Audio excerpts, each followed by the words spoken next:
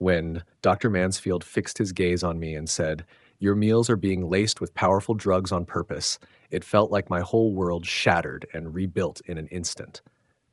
For months, I had been stumbling, lightheaded, forgetting things, while my own children told me I was going crazy. Sitting in that spotless office, I understood the truth. The very ones I had given my life to were slowly poisoning me to speed up their inheritance. They wanted me broken and helpless. Instead, they ran into a former soldier who still remembered how cold and relentless he could be when a mission demanded it. How I carry out this mission will leave you stunned. Before we continue, please subscribe to stay updated on our latest stories. The waiting room in the clinic carried that usual sterile hum when Claire rested a hand on my shoulder. "Dad, are you all right? You look kind of pale," she asked, her voice soft with concern. Tyler glanced up from his phone, quickly tucking it away. "Pop, if you are not feeling well, we can push this visit to another day." A warmth spread through me. At 74, it meant something to have children who would cross the whole city just to sit with their old man at a doctor's appointment. "You really did not need to come," I told them, though inside I was grateful. These spells had been hitting harder lately. "Of course we did," Claire laughed, that same bright laugh I had cherished since she was a little girl. "We are not letting you do this by yourself. You drove me to every practice, every soccer game. You even worked extra hours so I could have those pricey cleats I swore I needed." Tyler leaned forward, nodding.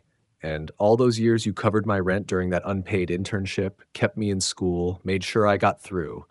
We will always be here for you, Dad." Their words wrapped around me like comfort I had been missing.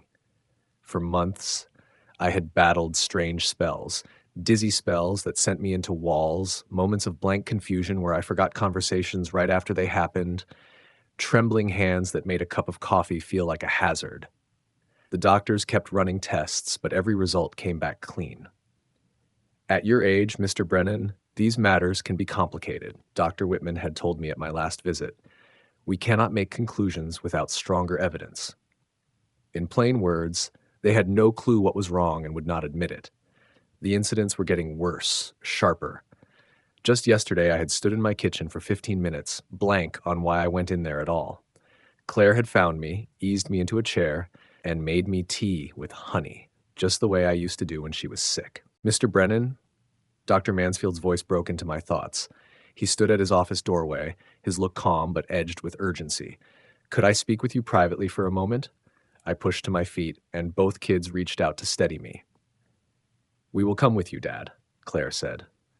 Dr. Mansfield shook his head firmly. "I am sorry, but I need to see him alone first. It will only take a few minutes." The short walk to his office felt like a mile, my legs unsteady. He closed the door carefully, then faced me with the same look I remembered from military briefings, when news was about to change everything. He leaned forward, dropping his voice to a whisper. "Mr. Brennan, I need you to pay close attention. Your blood results show strong traces of benzodiazepine and other sedatives, high levels, but you are not prescribed any of these medications." I clenched the arms of the chair. "What exactly are you saying?" "Someone has been secretly tampering with your meals, slipping in medication you were never prescribed. The dizziness, the memory lapses, the disorientation, they are not natural. They have been forced on you." He paused, letting the words settle.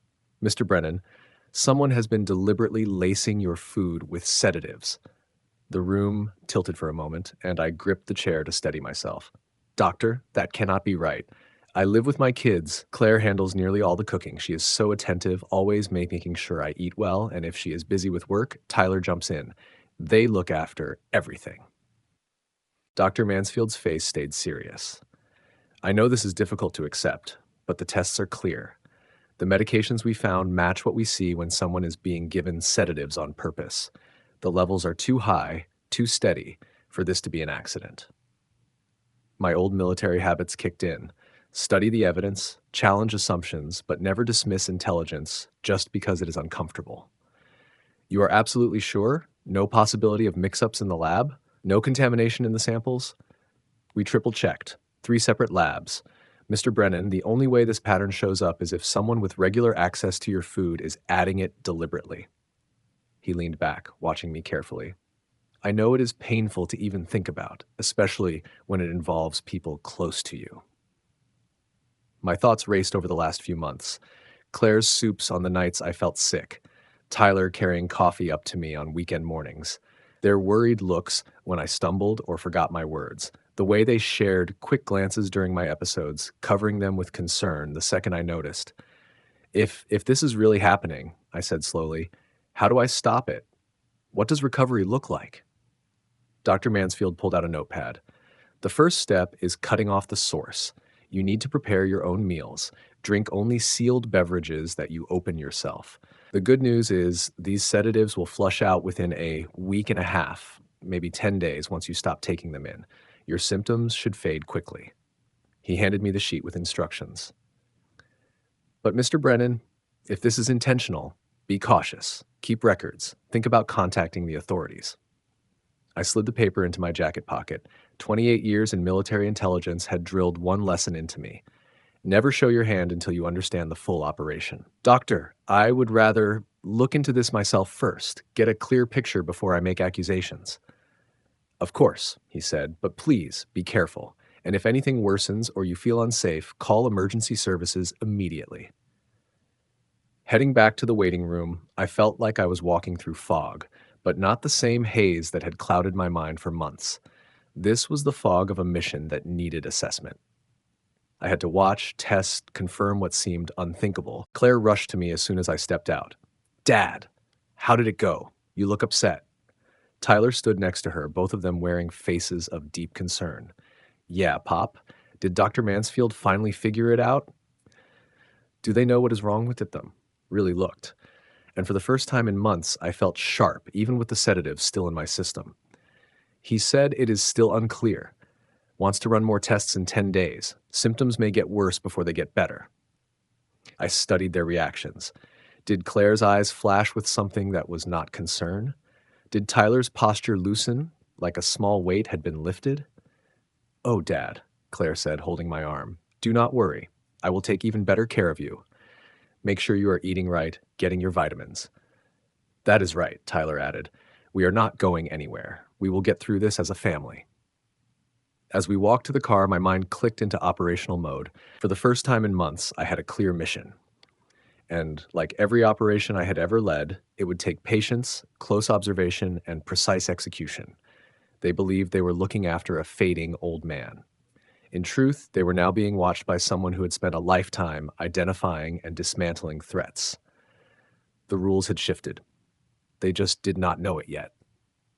That first morning back in my own house, I caught sight of myself in the bathroom mirror. My hands shook, not from sedatives this time, but from raw fury mixed with disbelief. How do you even process the thought that your own children are quietly slipping medication into your food? The oatmeal Claire set down looked harmless, the same as always. Simple, wholesome. Extra blueberries today, Dad. They are great for memory, she said with the same warm smile that had tricked me for months. Thanks, sweetheart. The words felt bitter as I forced them out. I ate a few spoonfuls under her watchful eye, praising her cooking. The second she left the room, I rushed into the bathroom and made myself throw it up. Hardly the kind of precise tactics I had been trained for, but when you are desperate, you improvise. The coffee was trickier. Tyler liked to sit with me while I drank it, chatting about work, asking casual questions. I had to act creative, spill some by accident, claim I was already full, save half for later. He seemed satisfied that I was sipping slowly. Of course he was. My first sweep of the house was a disaster. Nerves got the best of me, and I barely got through Claire's dresser drawers before hearing her car in the driveway. My heart pounded like I was back in basic training, stumbling through a night drill. Some intelligence officer I was proving to be. It took 3 more days before I found the evidence, hidden in her bathroom. I had knocked over a bottle of moisturizer, and when it rolled behind the cabinet, I spotted a prescription tucked away. Rita Coleman. I had never heard the name, but the label hit me like a punch. Lorazepam. Medication for anxiety, easy to crush, easy to stir into food. Tyler's room held something worse. Research notes. Articles printed and marked up, inheritance laws highlighted, scribbled reminders about proving mental incompetence. My own son, the one I put through business school, the one who used to call me for advice on everything. He was studying how to take my life apart legally. But what I overheard one night nearly broke me. I had gone upstairs early, pretending to be worn out, just another act in my daily performance.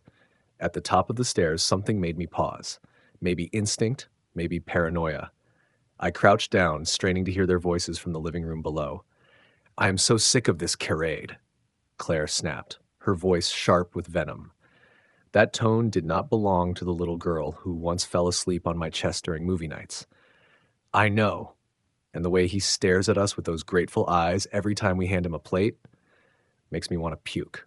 Tyler laughed, cold and foreign. My grip on the banister here kept me from collapsing right there. These were my children. Mine. 4 months, Claire went on. The lawyer said we need 4 months of steady decline before we can file. Honestly, I do not think I can keep up this act that long. The doses are hitting him harder now, Tyler replied. Did you see him yesterday, searching for his glasses when they were sitting right on his head? Maybe we can move things along faster. 4 months. They had a schedule, a strategy. And me? I was just a barrier to clear, a paycheck to claim. When Claire started talking about the downtown condo and my life insurance, something in me went still and cold. That was the moment grief turned into something sharper. I was no longer a broken father. I became something else entirely. I made it back to my room before the tears came. 28 years of service in the military, and I sat on my bed weeping like an old man who had lost everything. I had not cried like that since burying my wife 12 years ago. Maybe it was the emotional strain, maybe the last traces of those sedatives still working through me. But by dawn, the tears had hardened into resolve. They wanted to run their little operation on their father? Fine. But they had overlooked one crucial fact. I was not only a soldier. I was trained in intelligence, and I had been very, very good at my job. When the last traces of those sedatives cleared out of my body, it felt like swapping a broken radio for a brand new television. Every sight sharper, every sound crisp, and with that clarity, my next steps became obvious. But pure rage without proof, that was useless. I needed evidence that would stand up in a courtroom, something that could tear down their scheme brick by brick.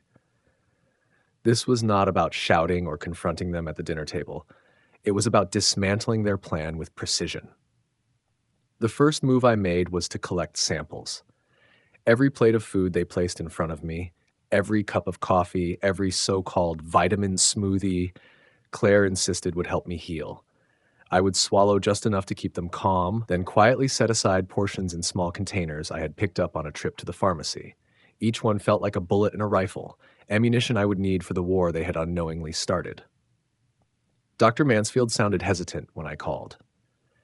Mr. Brennan, I understand, but testing food for criminal cases is not exactly standard procedure. Doctor, I cut in, steady and firm, the way I used to brief my men before missions. Someone is deliberately tampering with what I eat in my own home. I need evidence that is official, that will hold up in front of a judge. No speculation, no guesswork, solid proof. There was silence on the line, stretched tight as a tripwire. When he finally answered, his voice had lost its hesitation. If these results come back the way I expect, law enforcement will need to be involved immediately. Soon, doctor, but not yet. First, I need every piece of this puzzle in place. I felt like a sniper adjusting his scope.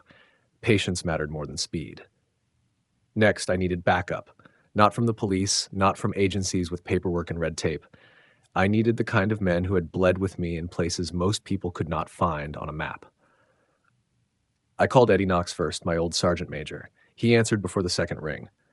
Brennan, you old bastard. His laugh was like hearing home again after years away.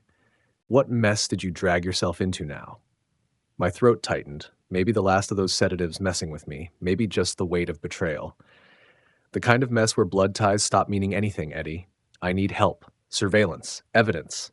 Off the record. The line went silent. I knew that silence. That was Eddie calculating, weighing threat levels the same way he used to before we kicked down doors overseas. When he finally spoke, his voice carried the same iron I remembered.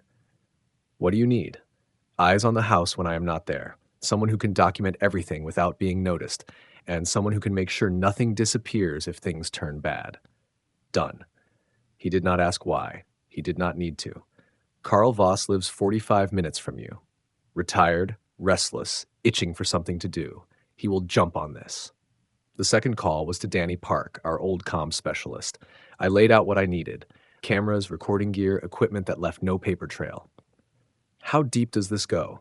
Danny asked, his tone heavy. He had seen too many missions spiral out of control not to question it. Life or death deep. The words burned as I said them, admitting just how far things had gone. Jesus, Brennan. He let out a sharp breath. I will have a package on your doorstep tomorrow, clean, no trace. And Brennan, watch your back. The last call was the hardest. Kenneth Rhodes, my lawyer and once a fellow soldier. When his voice came on the line, it was like finding water in a desert. Kenneth, I need to change my estate. Major revisions. And I need them airtight, untouchable. Of course. When do you want to come in? His professional calm barely covered the concern in his tone. Tonight after hours. And Kenneth, it has to stay between us until I give the word. It felt like I was calling an airstrike on my own coordinates. That evening, in his office with the blinds drawn, I laid everything on the table: the test results, the conversations I had overheard, the steady attempts to break me down. With every detail, Kenneth's face darkened like a storm building overhead. My God, Brennan, your own children. His lawyer's mask cracked, showing the soldier underneath. The words felt like swallowing nails. I want them erased from the will. Everything goes to the veteran community: housing, medical programs, scholarships, and I want it ironclad. No loopholes. No way to fight it, no matter what happens to me. Kenneth's pen moved fast across his pad, each stroke deliberate. I will make sure no attorney in the country can touch it. But Brennan, if this is real, you cannot keep it quiet forever. The police will need to be brought in. I will. But first, I want them to feel the weight of their loss. I want them to see clearly how completely they have wrecked their own futures. I leaned forward, that old predator inside me rising after months of acting like prey. They thought they were outsmarting a frail old man. I am about to show them what happens when you bring a pocket knife to a battlefield. 5 days later, Dr. Mansfield called, and it felt exactly like the enemy contact I had been waiting for. His voice was steady, clipped. The tone of a man delivering hard news with military precision. Mr. Brennan, every single sample came back positive for lorazepam and zolpidem, levels high enough to cause serious mental impairment and steady enough to prove intentional tampering. My fists tightened, muscle memory from years of controlling anger under impossible conditions. Will this hold up in court? Without question. The chain of custody is clean, the lab's certified, and the evidence is airtight. His words carried certainty like steel. By law, I am required to notify law enforcement immediately. Not yet, doctor. Give me 1 week. I need to make sure they cannot cover their tracks or vanish before the blow lands. I felt like a sniper with his target framed in the scope, finger resting on the trigger, waiting for that one perfect moment. That night, I sat in my study, the very room where I had once helped both kids with their homework, and drew up the final parts of my plan. The irony was sharp. I had taught them how to think ahead, weigh options, consider consequences. Now they were about to learn what happens when the students try to match wits with the teacher. Phase 1 was finished. I had proof, legal security, and trusted allies. Phase 2 promised to be far more satisfying. They believed they were stalking me, but hunters never realize they have become the hunted, at least not until the trap slams shut. And I was ready to spring the deadliest trap of their lives. Karl Voss showed up on a Wednesday morning looking exactly the part he was supposed to play, a retired Special Forces man now passing himself off as a handyman. His cover was flawless. He was there to help me with home repairs while I recovered from health problems. Claire and Tyler accepted the story right away, probably even relieved that someone else had taken on part of the burden of caring for their father. What they never realized was that within an hour, Karl had laced the house with surveillance. Tiny cameras hidden in smoke detectors, inside picture frames, even in the coffee maker. Every room except the bathrooms was now under constant watch, with the feeds going straight to a secure server Kenneth was monitoring from his office. "Your kids are sloppy," Karl whispered while we pretended to check the kitchen cabinets. "The girl doesn't even bother hiding it. Yesterday, she crushed up pills right there on the counter and stirred them into your soup like she was adding salt. The words landed like a physical strike. In combat, you expect the enemy to try and kill you.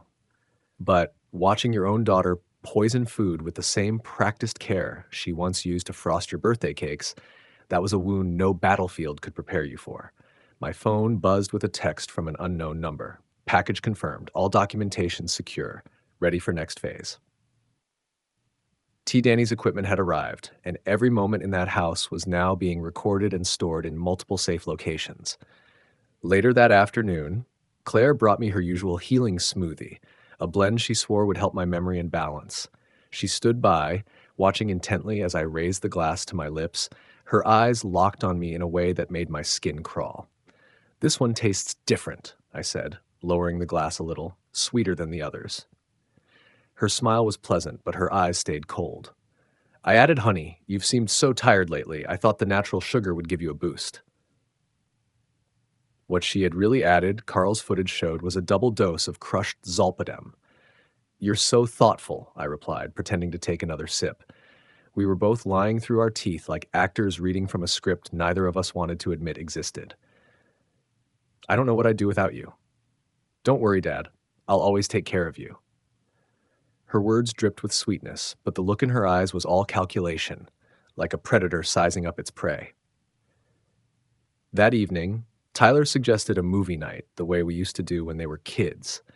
He chose Heat, a choice I couldn't help but notice, probably his idea of a private joke.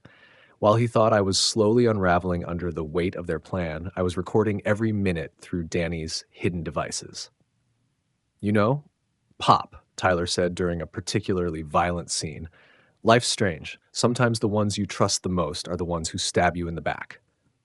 I studied him, and what I saw wasn't my son anymore, just a stranger wearing his face. "That's true," I answered quietly. "But betrayal has a way of circling back. People who think they're clever usually end up learning they weren't as smart as they thought." For a brief second, something shifted in his eyes. Maybe doubt, maybe fear, but he buried it quickly under that same mask of false concern. By Monday, I had evidence strong enough to put both of them away for attempted murder. But that wasn't enough. Not yet. They had been patient, running a long con on my life. Now it was their turn to feel what it meant to lose slowly, piece by piece. I started small. The Wi-Fi stopped working, forcing them to burn through data on their phones. The hot water heater developed an issue that Carl was conveniently struggling to diagnose. Little frustrations that stacked up until everything felt like friction. Then I moved into psychological warfare. I began forgetting things on purpose, but not the things they expected. I'd misplace my reading glasses, but suddenly recall exact details from their childhood. I'd forget what day it was, but remember, down to the penny, the tuition I paid for their college years. "Dad, do you remember what you had for breakfast?" Claire asked one morning. Her voice dipped in that fake, caring, patronizing tone. "Toast with marmalade," I answered smoothly, though she had given me oatmeal. Then I smiled faintly. "But it reminded me of when you were 9 and you brought me breakfast in bed for Father's Day. Burned pancakes. You were so proud of them." I let myself chuckle at the memory, then let the smile fade, putting on a look of uncertainty. Or was that Tyler? My memory isn't what it used to be. I studied her face closely. For just an instant, something real slipped through. Maybe guilt, maybe even a trace of the girl who once loved her father. But it vanished almost as quickly as it appeared, replaced by tight irritation. The unpredictability of my condition was bothering her more than any steady decline would have. Later that night, their voices drifted up from the living room. Low at first, but sharp enough for me to catch every word. "This isn't happening fast enough," Claire snapped. "We need to raise the doses again." "What if we go too far? What if something permanent happens?" Tyler sounded nervous. His tone, breaking the way it had when he was a teenager, caught sneaking out after curfew. "Would that really be such a tragedy?" Claire's voice carried a cold edge. "No more waiting, no more pretending. Problem solved, and we can finally move on with our lives." My grip on the stair railing tightened until my knuckles turned white. They weren't just trying to weaken me anymore. They were entertaining permanent solutions. and the casual way Claire suggested it cut deeper than any blade. Ice slid through my veins as I listened. These were my children, and they were calmly plotting how to erase me. By morning, my course was set. I dialed a number I hadn't called in years. Detective Stone, this is Walter Brennan. I need to discuss something sensitive, something involving family. Rachel Stone, Eddie's daughter. She had her father's instincts. Her voice sharpened immediately. What kind of family situation, Mr. Brennan? The kind where attempted murder collides with inheritance fraud. Can we meet somewhere private? And Rachel, this conversation never happened unless I give the word. When I hung up, I noticed something inside me had shifted. I wasn't angry anymore. Anger burns hot, blinds you, makes you sloppy. I didn't have room for that. What I felt now was colder, steadier, the focused resolve of a soldier who has identified his target and is ready to finish the mission. They had reminded me of one harsh truth. Sometimes the people who should love you most are the ones most willing to destroy you. But they had overlooked a truth even harsher. I had spent 28 years learning how to dismantle enemies who thought they had the upper hand. And I hadn't lost my touch. The reckoning came on a Friday morning, exactly 2 weeks after my meeting with Dr. Mansfield. I sat at the breakfast table calm on the outside while Claire prepared what she thought would be just another serving of my slow decline. Tyler sat across from me, scrolling on his phone, no doubt checking balances and daydreaming about the inheritance that wasn't coming. When Claire set the bowl of oatmeal in front of me, I pushed it aside. I am not hungry, I said quietly. Her mask slipped for a second before she caught it. Dad, you need to eat. The doctor said keeping up with nutrition is important for your recovery. Her voice carried the same forced concern, but the edge underneath told me everything. She needed me to swallow that oatmeal. Which doctor, Claire? I asked, looking up at her with eyes sharper than she had seen in months. Dr. Mansfield? The one who told me someone has been slipping medication into my meals for half a year. The spoon clattered out of her hand and hit the counter. Tyler froze mid-scroll, his thumb hanging above the screen. Dad, what are you talking about? She asked. Steady voice, pale face. I reached into my jacket and pulled out a thick folder, laying it on the table slowly, like setting down evidence at a trial. Lab reports. Every meal, every smoothie, every coffee you've handed me for the last 4 weeks, all testing positive for lorazepam and zolpidem. I flipped it open, showing page after page of stamped documents. Enough sedatives to put down an elephant, let alone your confused old man. Tyler pushed back from the table, halfway to his feet, until one look from me made him sink right back into his chair. This is insane. Why would we ever... For the inheritance, son. The word burned in my mouth. And I'll give you this. You did your homework well. That article in your desk, how long does it take to establish cognitive decline for legal purposes? Very thorough. Claire's mask cracked completely. You went through our things? You had no right? I had no right? My voice dropped into the same cold tone I'd used in interrogation tents overseas. I had no right to investigate why I was losing my mind in my own house, why my own children stood by, watching me stumble like a broken puppet, pretending to care. The silence stretched, heavy as a battlefield before the shooting starts. They were calculating, trying to decide if there was still a way to claw back control. I heard you, I continued, voice steady, anger held tight on a leash, talking about how tired you were of pretending, talking about raising the doses, talking about permanent solutions. Tyler's hands trembled against the table. Dad, if you would just let us explain. Explain what? I leaned forward, studying their faces as if they were enemy dossiers. Explain how you convinced me to let you move in under the lie of caring for your aging father. Explain how you studied the exact sedatives that would keep me weak and confused. Or maybe explain how you debated whether it would really be so terrible if something permanent happened to me. Claire's eyes filled with tears, but I'd seen that act too many times before. Crocodile tears never moved me. You don't understand, she whispered. The pressure we've been under. Tyler has debts, and I've been drowning trying to keep the business alive. So your solution was to poison your father until he was legally incompetent? To steal the life I built? I rose to my feet, slowly, deliberately.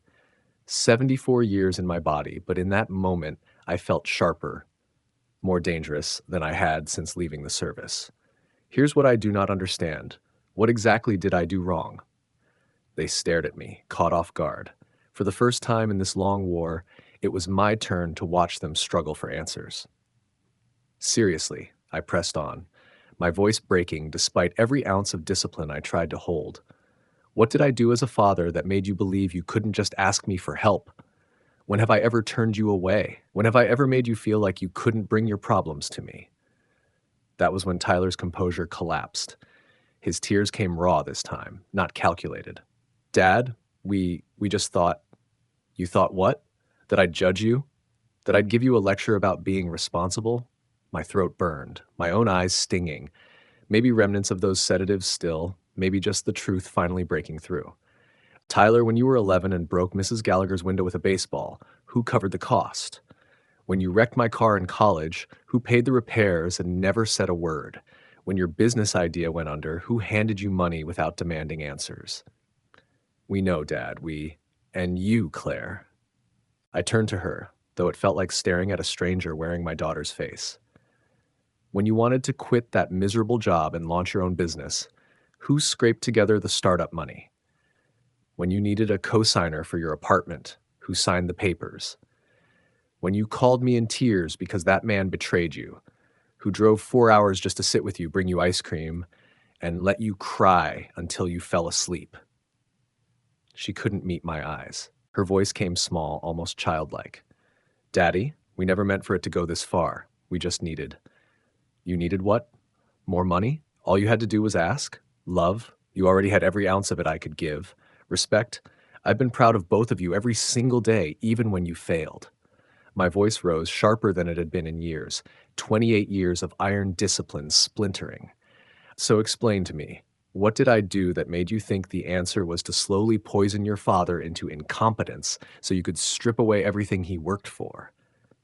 The kitchen went dead quiet, except for Tyler's quiet sobbing. Claire stared down at her trembling hands, tears dripping onto the table. She began, then faltered. We thought it would be easier than... Easier than what? Than telling the truth? Than treating me like a man instead of an obstacle? Than disappointing you again, Tyler whispered, so faint it nearly vanished under his tears. Something tore inside my chest then, not fury, not hate, but something heavier. The grief of a father realizing that his love hadn't been enough. Son, I said softly, the only way you could ever disappoint me is by proving you thought so little of me, and so little of yourselves that you chose betrayal over honesty, that you chose this. That was when the sound of engines filled the driveway. Car doors slammed, heavy footsteps on the porch. I looked at them. My children, my poisoners, the two people I had loved more than life itself, and felt something cold settle deep inside me, final and unshakable. That will be Detective Stone and her team, I said evenly. I called them this morning. They have everything, the lab work, the recordings, the footage of you preparing my food. I rose from the table as the doorbell rang, followed by urgent pounding. I wanted to ask you that question first. I needed to know what I had done wrong before they took you away. The pounding grew louder. Police! Open the door! Claire's face twisted, caught between desperation and fury. Dad, please, you can't do this. We're your children. I walked to the front door, paused, and turned back one last time. No, I said quietly. My children would never have plotted to poison their father. I don't know who you people are. A month later, I sit on my back porch as the sun lifts over the mountains, turning the ridges gold. There's a mug of coffee in my hands. Coffee I brewed myself in a kitchen that belongs only to me. The silence here isn't heavy anymore. It's not the suffocating quiet of a house poisoned by lies. It's the calm of a man who finally knows where he stands. The arraignment came fast and hit hard. Bail was denied. The judge called their crime a systematic attempt to erase the mental capacity of a vulnerable family member for financial gain. Tyler broke down in the courtroom, sobbing openly as the charges were read. Claire just sat there, stone-faced, like she still couldn't process the fact that she had been caught. Their attorneys wasted no time reaching out, trying to sniff around for plea deals, hinting that maybe reduced sentences were possible if I showed mercy. I told Kenneth to deliver one message on my behalf. Mr. Brennan believes that attempting to poison someone deserves the full weight of the law, Family ties don't change that. The trial is still months away, but I've already given my testimony. Talking about the symptoms, the dizziness, the fear of losing my mind, that wasn't the hardest part. The hardest part was answering the prosecutor when he asked how this had changed my relationship with my children. There is no relationship, I said into the camera, my voice steady. The son and daughter I thought I raised, they never truly existed. The people sitting in that courtroom are strangers who happen to share my DNA and my dinner table. I cut off their phone numbers the day after the arrests, changed the house line completely. When their lawyers mentioned they wanted to send me letters from jail, I told Kenneth to return them unopened. Some bridges, once set on fire, should never be crossed again. Meanwhile, the veterans community has been nothing short of extraordinary. The housing initiative funded by my estate is already building its first facility. The scholarship fund has its first batch of applicants. The medical assistance program has already paid for treatments the VA couldn't cover, giving 3 veterans the care they should have had long ago. Every cent my children thought they were owed is now reshaping lives of people who actually earned it. I've started volunteering at the local VA center, helping other veterans find their footing in civilian life. Funny thing, I spent decades saving for my kids, only to realize I feel wealthier now than I ever did. Maybe that's the lesson I was too blind to see. What you give freely with open hands has real value. What's stolen in the dark never does. Eddie Knox drops by most weekends. We sit out here on this porch, sipping coffee and talking about anything but the obvious. Yesterday, he brought his granddaughter along, a bright little girl, maybe 7 years old. The way she looked at him with pure trust and love reminded me of what I'd once had and what I'd lost. "You ever think you'll change your mind?" Eddie asked after she drifted off in the hammock between us. About cutting them off completely? I thought about it a long while, watching the last streaks of gold fade on the mountains. "I think about the kids they used to be," I said at last. But those kids grew up into adults who decided that poisoning their father was easier than talking to him. I can't save the children they once were by excusing the people they've become. The truth is never as clean as we wish it was. There are nights, quiet, empty nights, when the house feels too large and my mind drifts back to softer times. Birthday mornings with wrapping paper scattered across the floor. Christmas trees lit up with laughter in the air. Teaching Tyler how to handle a steering wheel for the first time. Helping Claire practice for her first real job interview. Those memories rise up like ghosts. But they pass quickly, because nostalgia is a luxury I cannot afford for people who chose to slip sedatives into my meals and try to buy my death with my own money. Dr. Mansfield still calls once a week, not so much as a physician anymore, but as a friend. My balance is steady now, my memory sharp, the tremors gone as if they never existed. The body heals fast when it is not under attack, especially when the attack is coming from the very people who should have been your shield. Carl Voss finished the new security system yesterday. Just in case, he said, though both of us knew it was more for my peace of mind than for any real threat. My children sit in jail awaiting trial, abandoned even by the handful of friends they once had. Still, the cameras, the alarms, the reinforced locks, they give me calm. And after what I've lived through, calm is worth more than gold. Life feels different now, stripped down to its essentials. I cook my own food, brew my own coffee, and make decisions without second-guessing if my judgment has been tampered with. I've rediscovered the simple dignity of trusting my own mind.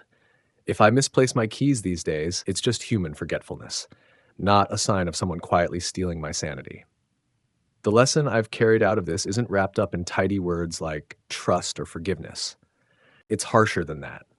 Some people will take everything you're willing to hand them, and then they'll find a way to take more. The only safeguard you have is the strength to cut them off completely when they cross a line that should never be crossed.